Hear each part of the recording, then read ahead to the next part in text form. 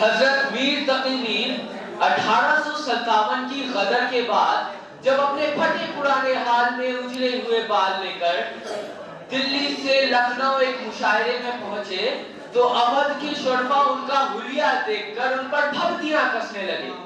میر کے منہ سے بربلا یہ اشعار نکل گئے. کیا بود و باش پوچھو ہو پورب کے ساکنوں، ہم کو غریب جان کر ہنس ہنس پکار کر. دلی جو ایک شہر تھا عالم میں انتخاب، رہتے تھے منتخب ہی جہاں روزگار کے. اس کو فلک نے لوٹ کر برباد کر دیا، رہنے والے ہیں ہم اسی اجڑے خیال کے.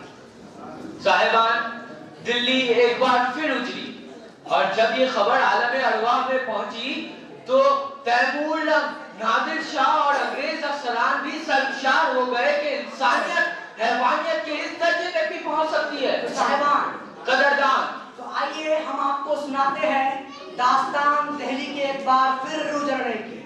تذکرہ دہلی مرحوم کا اے دوست نہ چھیڑ، نہ سنا جائے گا ہم سے یہ فسانہ ہرگز. داستان گل کی خزاں میں نہ سنانا ہرگز، ہنستے ہنستے ظالم ہمیں نہ رلانا ہرگز. صحبت اگلی مصور ہمیں یاد آئیں گی، کوئی دلچسپ مرقع نہ دکھانا ہرگز. کبھی اے علم و ہنر گھر تھا تمہارا دلی، ہم کو بھولے ہو گھر بھول نہ جانا ہرگز. تو صاحبان، حضرت مخدوم صاحب کا خاندان پرانی دلی کے پل بنگش علاقے میں رہتا تھا.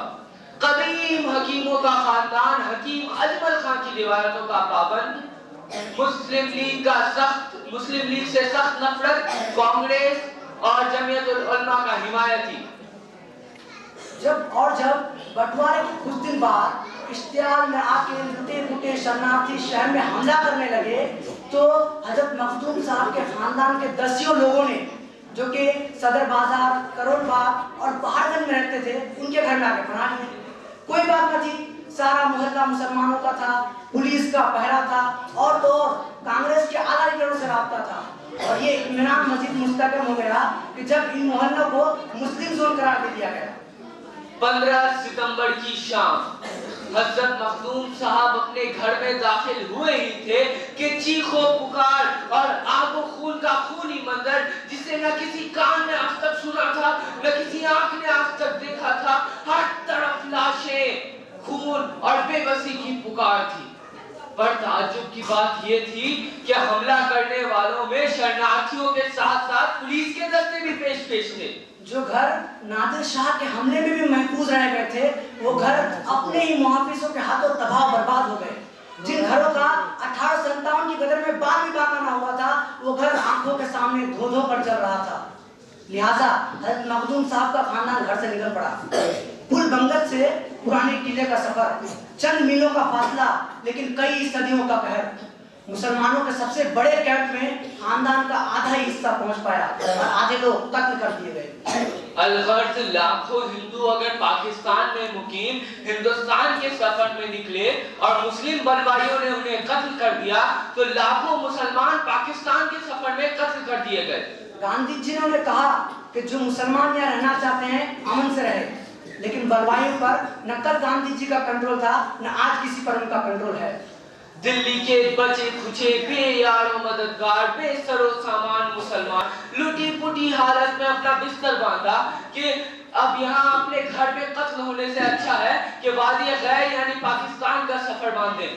وہ مسلمان جن کو کانگریس پر بھروسہ تھا، وہ مسلمان جن کو گاندھی جی پر بھروسہ تھا، وہ مسلمان جنہوں نے پچھلے الیکشن میں کانگریس کو ووٹ کیا تھا، وہ مسلمان جن کو مسلم لیگ سے سخت نفرت تھی، وہ بھی ہجرت کرنے پر مجبور ہو گئے. لیکن مسئلہ یہ تھا جناب کہ دل سے دلی نکل نہ رہی تھی.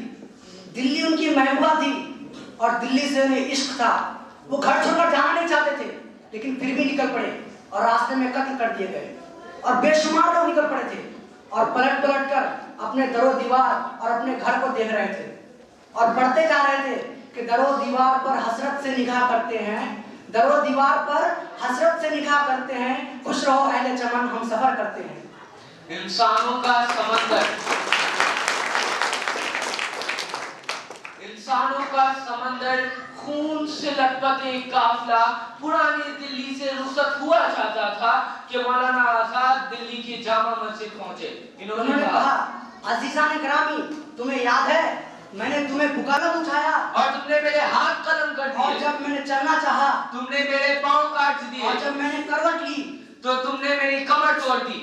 हत्ता के पिछले 7 साल की ये तख्तनवा सियासत जो तुम्हें आज ये दागे जुदाई दे गई है, उसके ऐसी शबाब में भी मैंने तुम्हें हर खतरे की इशारा पर झिझोड़ा, पर तुमने न सिर्फ मेरी सजा का इलाज किया बल्कि मना व इनकार की सारी सुन्नतें ताज़ा कर दी। नतीजा आज तुम्ही बसों ने तुम्हें दे दिया, जिनका अंदेशा तुम्हें सिराते मुस्तकीम से दूर ले गया था। सोचो तो सही, तुमने कौन सी राह इख्तियार की है? कहाँ खड़े हो? क्या ये खौफ की जिंदगी नहीं? ये खौफ तुमने खुद फराहम किया है। मौलाना आजाद की तकरीर जो कभी उन्हें फरेब लगती थी, आज जब उसे हकीकत होते हुए देखा तो इन्होंने पाकिस्तान जाने का इरादा तर्क कर दिया और अपने ही मुल्क में रहने का इरादा किया। फिर मुल्क का दस्तूर बना और हर शहरी को बराबर हक देने की बात की गई, सभी बराबर करार पाए, समाजी, मुआशी और सियासी इंसाफ का हलफ लिया गया, ख्यालात, अकीदा और इबादत की आजादी दी गई, सभी को मसावत की यकीन दहानी कराई गई। लेकिन क्या?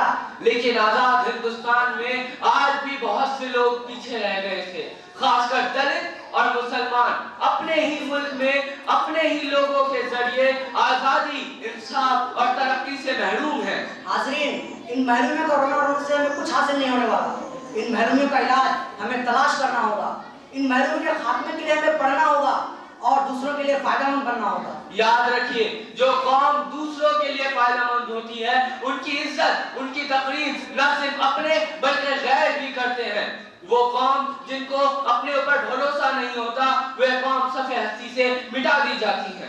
तो हाज़रीन, आज इस दास्तान को यहाँ इस पैगाम के साथ खत्म करते हैं कि सबक पढ़ फिर सदाकत का, अदालत का, सुजात का, लिया जाएगा तुझसे काम दुनिया की इमामत का। शुक्रिया।